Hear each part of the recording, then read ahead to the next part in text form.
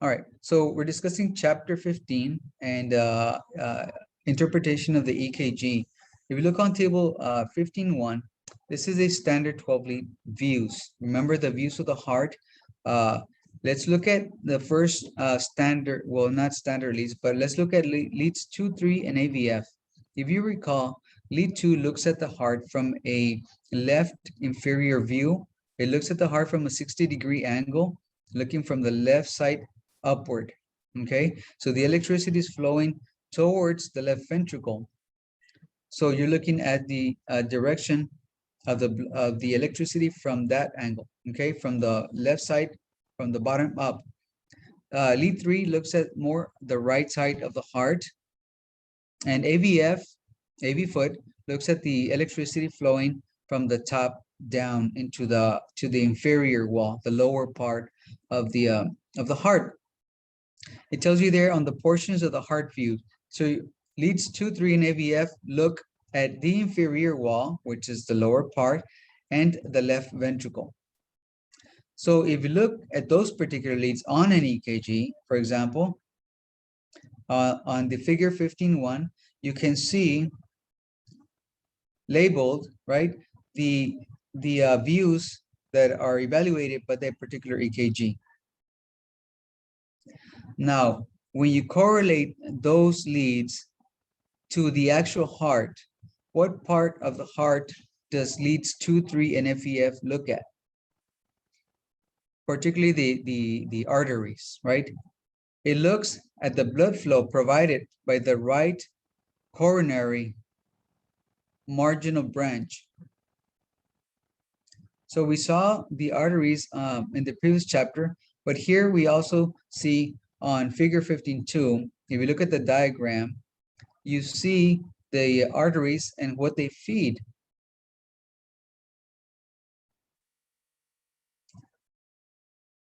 So again, you're gonna look at the leads, okay? You're gonna in your mind, you're gonna picture the part of the heart that is looking at and what artery is fed, feeds that part of the muscle. In this case, we said that the right coronary marginal branch feeds that part of the muscle. So if there's any changes on those leads, 2, 3, and AVF, then you know that the person might be having an obstruction on the right coronary marginal branch. So let's look at V1 and V2. V1 and V2, as you know, are the chest leads. The chest leads look at the heart in a horizontal plane, right through across the heart, not up and down or sideways, but across the heart. So you see that the portion of the heart that is viewed is the septal wall, the septum of the heart, which is right, the part that separates the left and the right ventricle. Which artery feeds the septal wall? If you look at the diagram, you see that the left coronary and the septal branch feed that middle part of the heart. So in that case, you would suspect an occlusion in the left coronary or septal branch of the arteries. If you see changes on V3 and V4, which again are the chest leads, you will see changes in the anterior wall of the left ventricle. Anterior means the front of the left ventricle. Which artery feeds the anterior wall of the left ventricle? In this case, it is the left coronary, left anterior descending branch.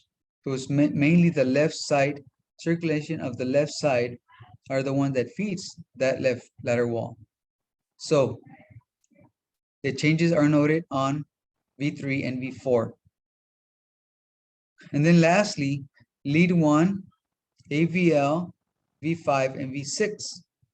All these leads look at the lateral wall of the left ventricle. The lateral means the outside, the left side.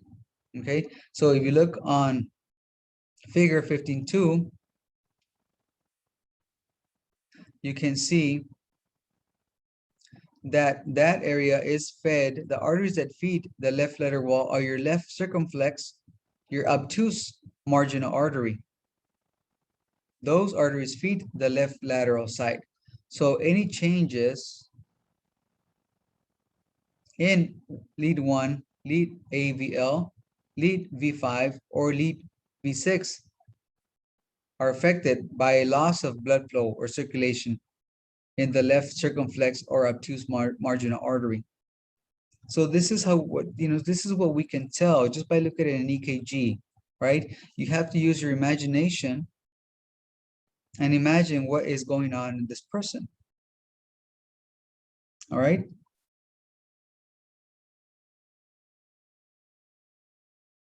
Okay. Do you have any questions?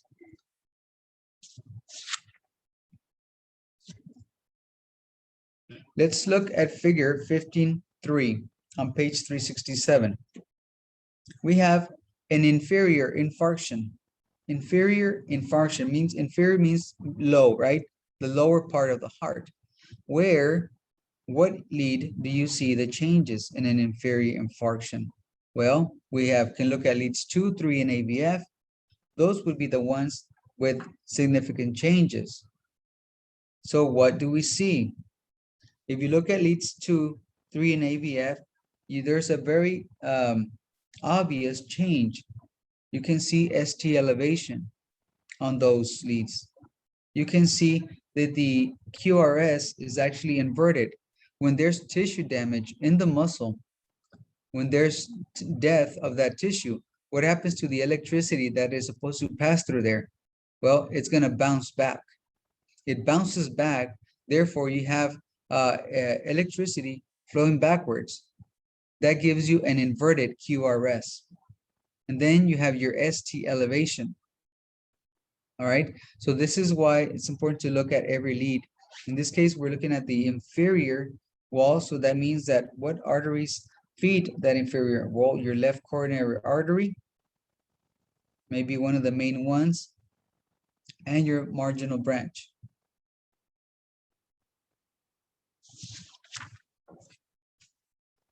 Moving on to page 368 on figure 15.4.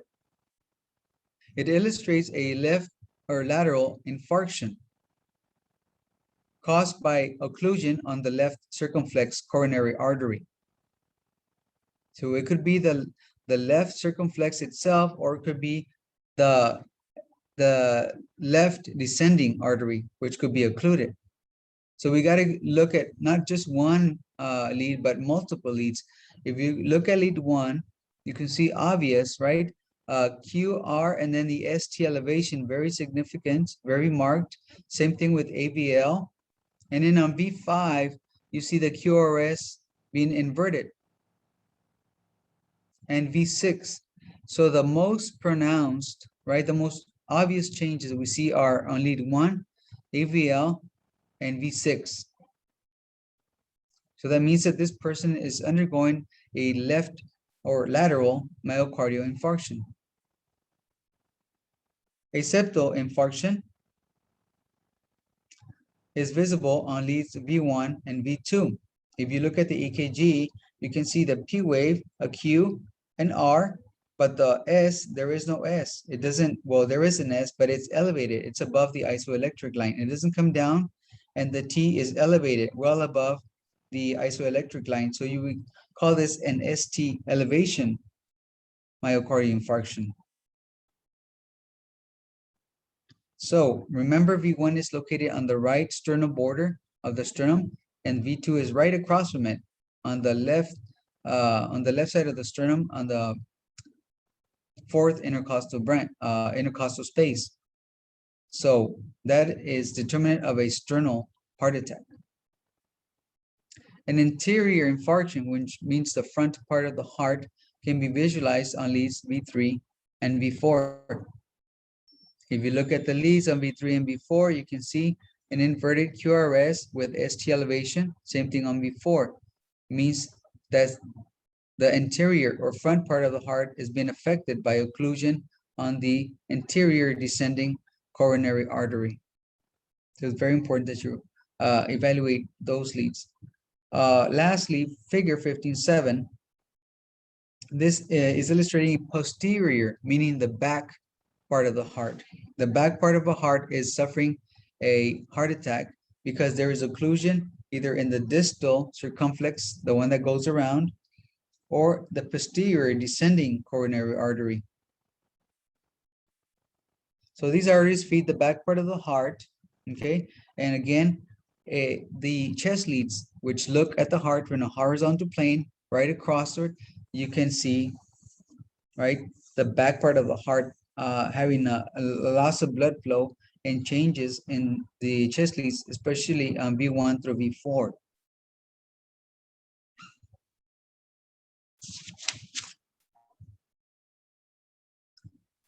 Okay.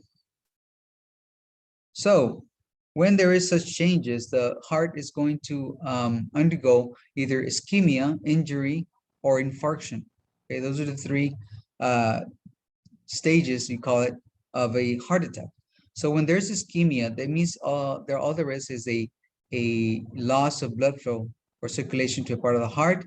The heart senses that lack of blood flow, that lack of oxygen, and it's going to send impulses or signs like pain, right? Enzymes, cardiac enzymes we talked about earlier.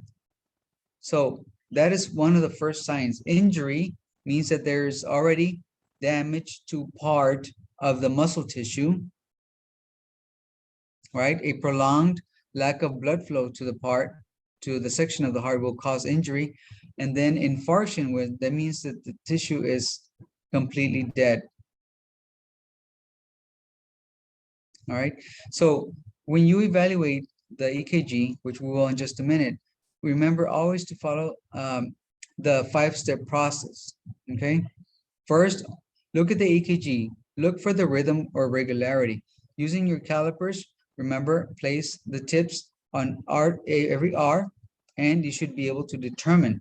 Now, you're going to do this in the lower part of the EKG, 12-lead EKG. You can see that on diagram figure 15.8, on the bottom part, there is one lead that is pointed out, and it's lead V1. Now, why did they choose V1? Because when they look at the 12-lead EKG and you see changes in a particular area, or, you're going to want to isolate that particular EKG, right? You can program the machine to give you, of course, all 12 views, but also a single view of a particular lead that you think is where the damage is occurring.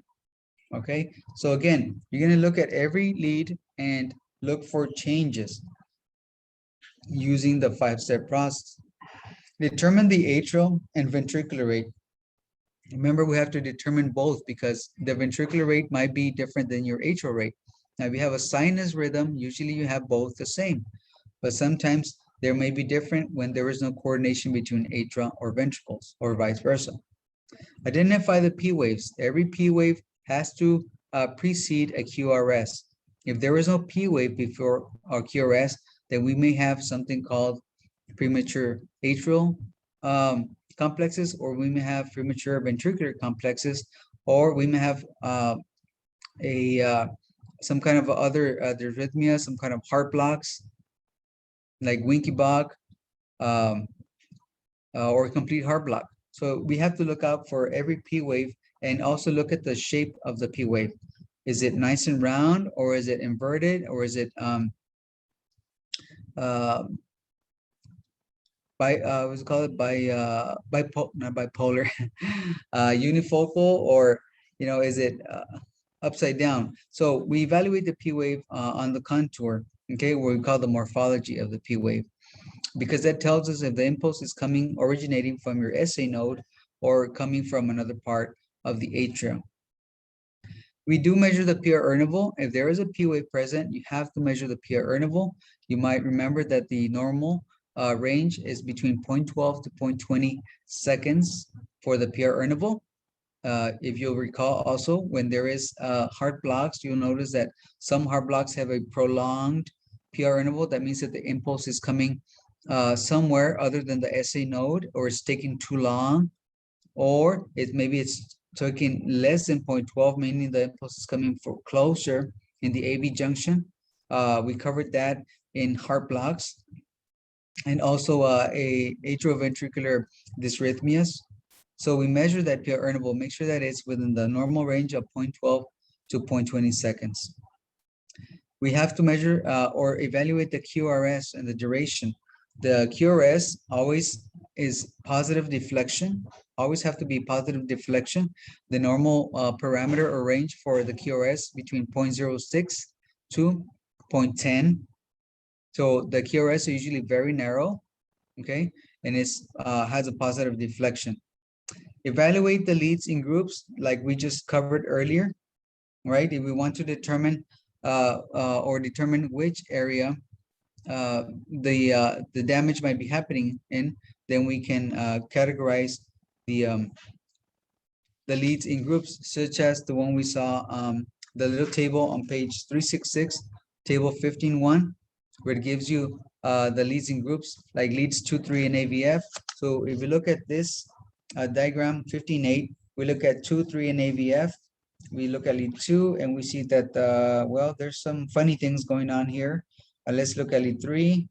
Okay, we have ST depression, right? Instead of ST elevation, we have ST depression. And AVF, also same thing, ST depression.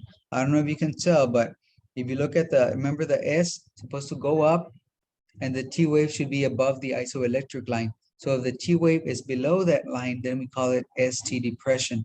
It's the opposite of ST elevation. Okay, so we saw leads 2, 3, and AVF, which seem to have something funny going on. Okay, and then we look at the other group, leads V1 and V2. Okay, V1 has ST elevation, and V2, well, it looks just worse. It's more as ST elevation pretty much off the charts. So something is going on the sternum, okay, on the sternal area. What about V3 and V4? V3 and V4, same thing. Very, very awkward, very elevated. But if you look at V4, it's kind of coming back to normal, but we still see a lot of ST elevation, very significant. And lastly, we evaluate lead 1, AVL, V5, and V6. So lead 1 looks pretty normal. AVL, where's AVL? There it is. A little bit of ST elevation, but not much. And V5 and V6, they also look pretty normal, pretty normal. So what is happening to this heart attack? What is happening? Well, we saw the ST changes, right? Mainly on the chest leads V1, V2, V3, and V4. We also some changes on leads 2 and 3. So, what could be happening with his heart? Well, I could probably conclude that there is injury to the heart, ongoing heart attack on the sternal wall, maybe even the lateral side of the heart. So that means that which arteries are being occluded? Well, it could be the left coronary artery getting occluded, the anterior descending. So those arteries are affected, being occluded. Therefore, the person's showing changes in the EKG on this particular leads, V1, V2, 2 and 3, and V3 and V4. So again, this is what we look at the EKGs in every lead and come to a conclusion what kind of heart attack this person is experiencing. So to be able to determine if a person is having a heart attack or interruption of blood flow and oxygen to the heart, you must verify it in 2 contiguous leads, like leads 1 and 2, 2 and 3, and so on, okay? Or V1 and V2, and so on. Those are called contiguous leads. When a person is having, if you do verify elevation, ST elevation in these leads, then the person is likely experiencing a heart attack.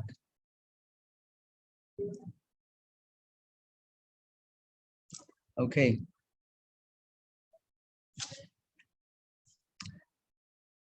Okay, let's continue here. On page 372, we saw some T wave inversions, okay, in the previous EKG that we evaluated.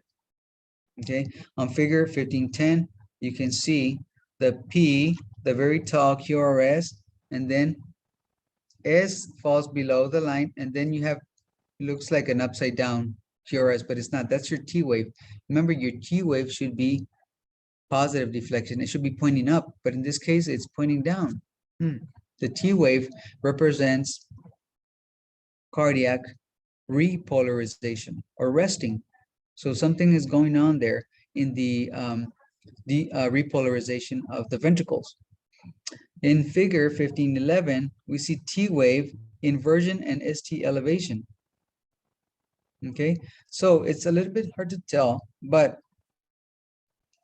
you see a deep Q. You say, okay, let's start on V5. It's lead V5. You see a P wave, then the first downward deflection is called a Q, and then it goes up, and then you can see a little thing going down. That's your R wave, right? And then it never comes back down until way over here.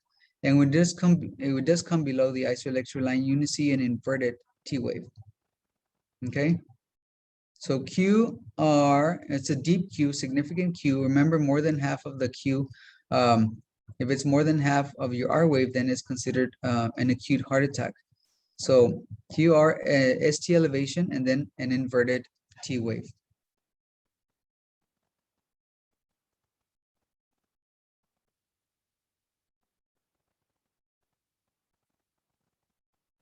So a physiologic Q wave, which we can see here in this figure 1511, okay, is defined one which has a width measures less than 0.04, and the depth measures less than 1/3 of the height of the R wave.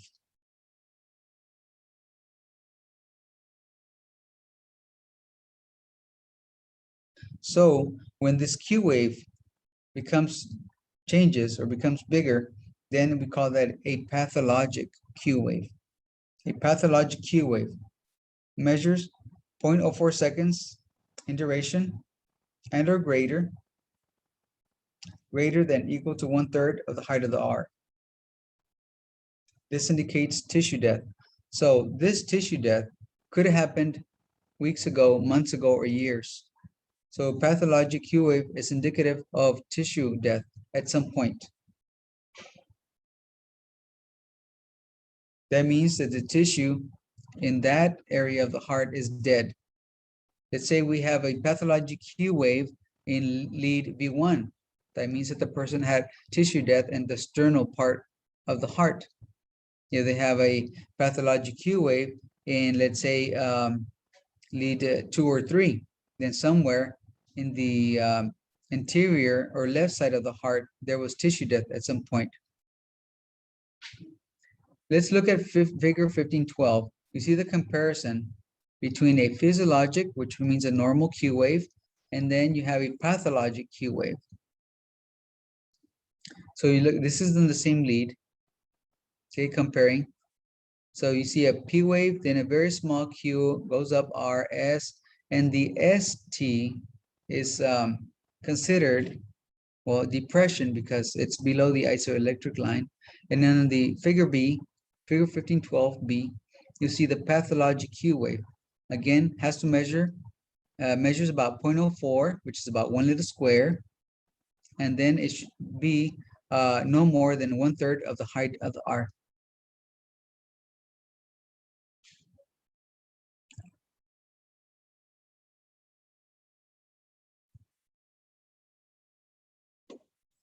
Okay.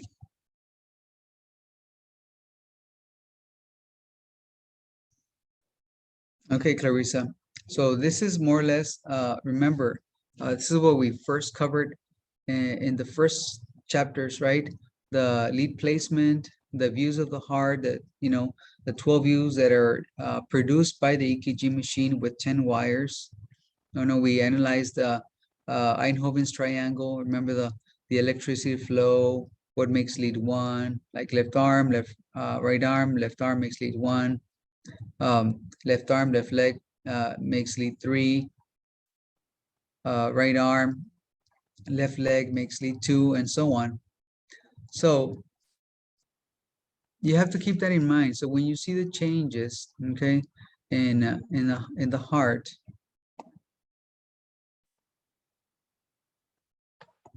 okay, remember Einthoven's triangle, so that you remember the flow of electricity, okay? Remember Eindhoven's triangle? This is the electricity, the flow of electricity, okay? So here we have lead 1, okay? This is lead 3. And this way, right arm, left leg makes lead 2. Okay, that's terrible too. So this is right arm.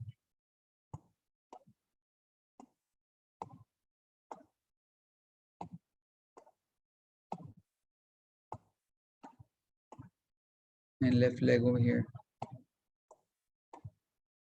The right leg is what we call just a ground.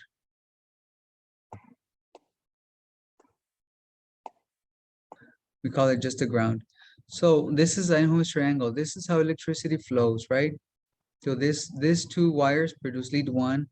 The left arm and the left leg produce lead 2, and the right arm and the left leg produce lead 3. These we call the limb leads, if you recall from way back. And then of course you have your chest leads here. You have AVO and AVF, which are the augmented ones, which means those are the 2 leads that the machine produces for us without, it takes a collage, of electricity from everywhere and makes AVL, and then over here it makes AVR. So whenever you evaluate the EKG again, we have to look at every single lead. We just talked about pathologic Q waves, okay? For this, you have to remember the EKG waveforms.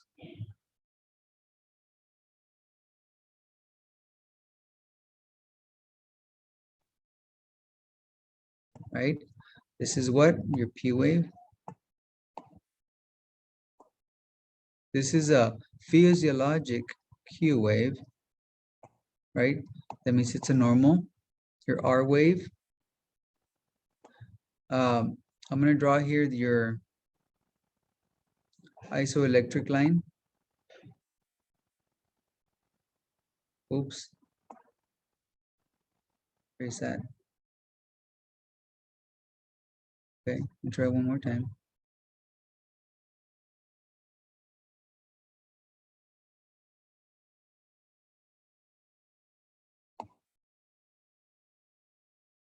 There you go. That's your isoelectric line.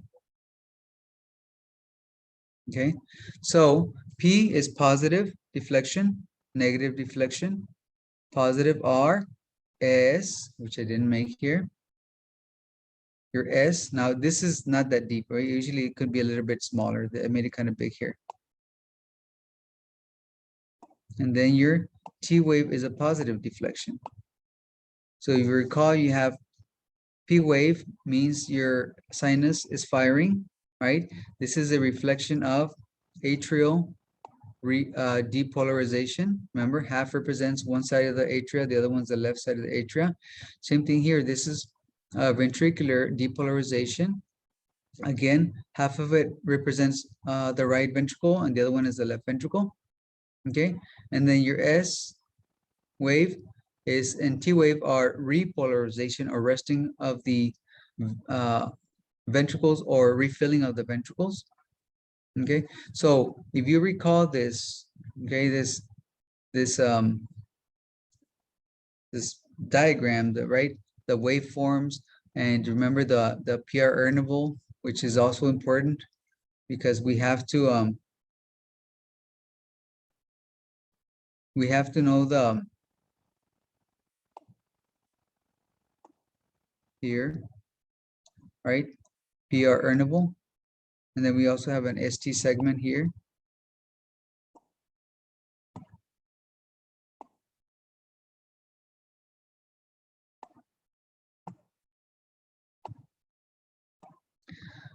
Because again, this is how long it takes for the ventricles to repolarize or refill. This is how long it takes for the signal to travel from the SA node all the way to depolarizing the ventricles, which is a very important measurement.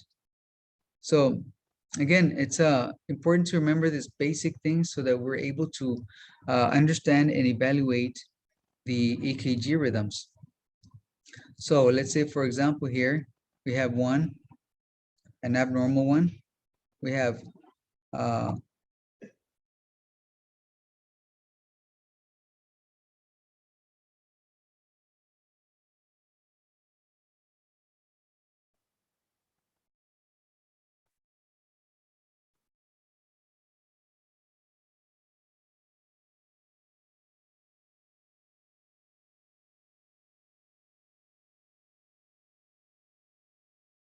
and so on, okay? So what's wrong with this EKG? Well, we have a P wave here, and then we have, remember the first downward deflection is a Q. So this is a very wide Q. It looks like a pathologic Q. That means that something, there's already tissue damage, okay? The tissue is dead, whichever lead it is. So we see a pathologic Q in lead 2. That means that somewhere around here, this whole area, there's tissue death. We see this pathologic Q in lead 1 over here, or the chest leads. That means somewhere here, there's tissue death. Okay, that's what the pathologic Q means. If you have the R, and right here, it never comes back down. See, it's supposed to come back down this electric line to give you the S wave, but no, it stays up here, and then it forms like a little tombstone or chair, whatever you want to call it. All right, and then you have an inverted T wave. I'm sorry, not in, we call this ST elevation because the S supposed to be down here is elevated above. All right, so you have ST elevation. So this would be considered a very abnormal EKG. It could be in an ongoing heart attack.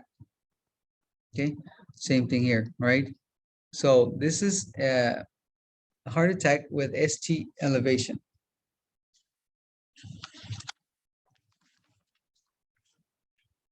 Okay, another concept that we have to look at is, which color haven't used?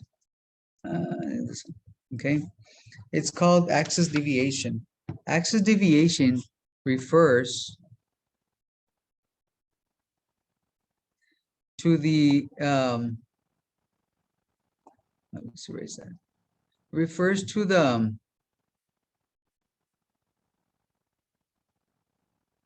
see, I haven't tried this one. To the flow of electricity. Okay, so if you have the heart here,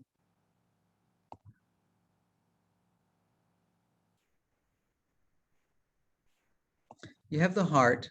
Remember we said the electricity flows in every direction, but more towards 60 degrees, which is around between lead 2 and lead 3. Okay, so that's why we see this tall R waves. Okay, so what we mean by axis deviation, it means that sometimes the muscle in the heart enlarges, such as in ventricular hypertrophy. So see, you can draw, I'm drawing here the, oh, that's terrible.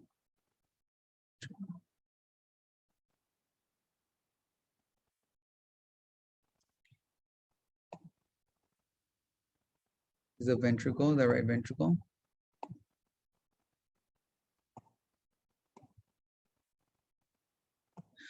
This part of the heart enlarges. It's supposed to be thinner, and this is supposed to be bigger. It's supposed to be, I would say, I don't know, about this, maybe not that much bigger. Well, I really overdid it here. But you get the point. It's supposed to be a little bit bigger so that it accommodates more blood. Okay, so this space would be bigger. That means there's more blood in here. That means there's more blood coming out. Okay, so what happens when this muscle gets bigger? Well, the bigger it gets, the more electricity it's going to emit. In the EKG, you're going to see changes in the EKG. We'll look at them in just a bit. So Again, this happens because of hypertrophy. It means enlargement of the heart. Now, it could happen on the left ventricle, but it could also happen on the right ventricle. This one could also be bigger. This muscle gets bigger, but it gets bigger and it makes this section smaller. So now you have a smaller right ventricle, right? This part is bigger, but the ventricle itself is smaller, accommodating less blood. Okay, so this part is bigger. That means it's going to emit more electricity on this side. So what does it mean? Well, let's look quickly. Okay, so remember that lead 1, okay, lead all impulses coming from the EKGs are usually positive deflection. The only negative deflections that we see naturally, normally, are in AVR. This is the only one that has negative deflection. Okay, in AVR we see a negative deflection. Okay, normally. Okay, so what happens is the electricity is shifting. Let's say, for example, in left axis deviation, you're going to see in lead 1 and AVF a negative, a positive on lead 1 and a negative AVF. AVF should be positive. Okay, I haven't put it here, but AVF should be a positive deflection.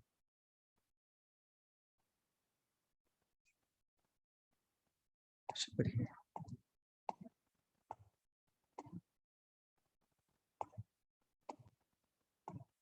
AVF should be positive deflection. Okay. The all should be positive deflections.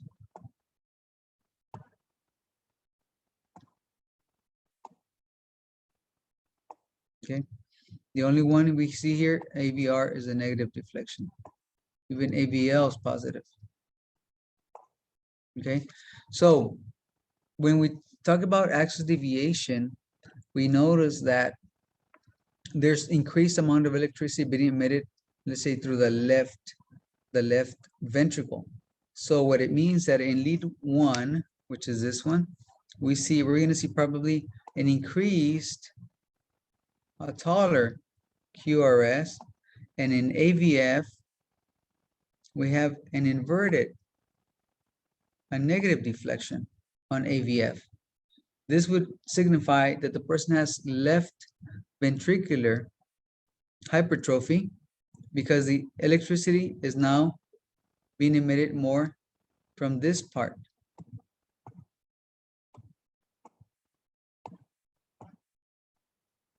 Okay, this big muscle is emitting more electricity, therefore giving us a sign of left ventricular hypertrophy or left axis deviation. Left axis deviation.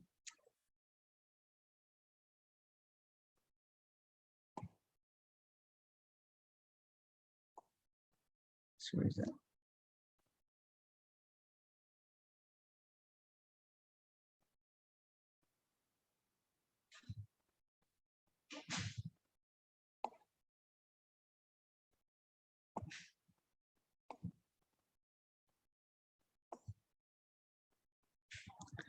So left axis deviation, again, is going to give you a taller QRS in lead 1 and a negative deflection in AVF. Now, a normal one, a normal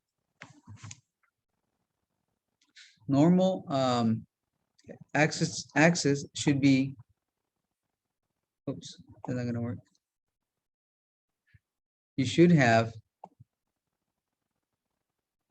normal lead 1 and normal AVF. This is a normal one, okay? So as you can see here, this is inverted one. That means that the electricity is flowing more this way, and AVF is becoming a negative deflection. So left axis deviation. And right axis deviation is the opposite. This part becomes enlarged right ventricular hypertrophy. So this one is going to be emitting more electricity than the left. So what are you going to see in right axis deviation? You're going to see the opposite of left, right? You're going to see a negative lead 1 and a positive AVF. Okay. So you see here, oops.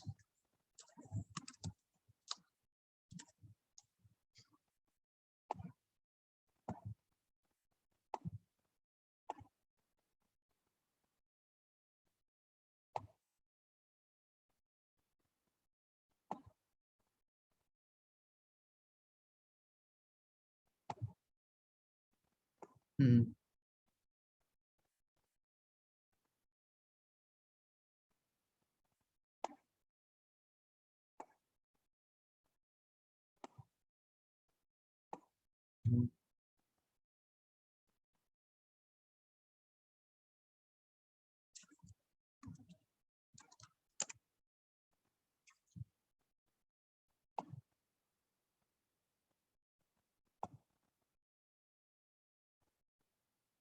So this is right-sided heart failure. This is the opposite of this. Okay. And then lastly, we have your extreme right axis deviation. That means that a lot of the electricity here is emitted, okay, by the right atrium and the right ventricle. So you have both of these. You're gonna have negative lead 1 and negative AVF. So this is right extreme axis deviation. So a lot of the electricity is flowing to the right side, right? We're getting a lot of electricity emitted in this direction because the right ventricle and the right atrium are emitting a lot of electricity. So you see extreme right axis deviation. I know that's a lot to take in. It's a lot of new material that's, that is difficult to process. But you have to kind of look at it, take it in slowly, understand it, and of course apply it in EKG. Before we go, let's look at page 378 and the checkpoint question here. Review the following tracing. Do you suspect left ventricular hypertrophy? Explain how. Do you determine your answer? So again, right ventricular hypertrophy, left ventricular hypertrophy is determined by a positive lead 1 and a negative AVF. So you look at the leads.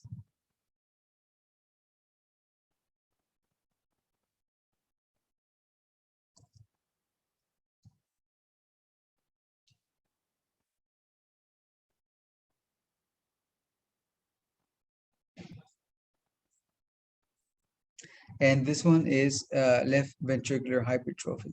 Okay, we had to do a couple measurements, but it is left ventricular. You can see the very tall are V4 and V5. You see how tall they are because of the increased electricity that has been emitted by that part of the heart. So, okay, we're gonna stop here, Miss Clarissa, before you pass out on me. I'm still here. It's a lot.